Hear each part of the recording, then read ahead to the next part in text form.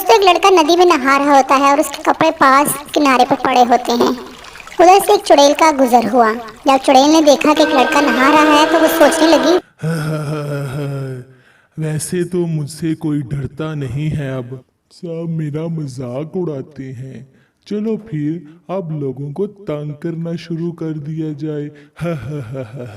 ये सोचकर उस चुड़ैल ने उसके कपड़े उठाए और वहां से भाग खड़ी हुई। जब लड़के ने देखा कि चुड़ैल उसके कपड़े लेकर जा रही है तो उसने शोर मचाना शुरू कर दिया। बचाओ बचाओ लोगों, देखो चुड़ैल मेरे कपड़े लेकर भाग गई। चुड़ैल चोर, चुड़ैल चोर थी कहीं की, चुड़ैल चोर चोर चोर।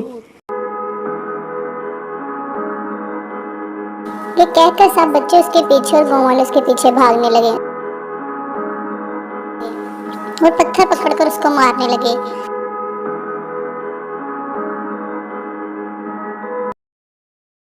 इन गाँव वाले ने तो पत्थर मारना शुरू कर दिए।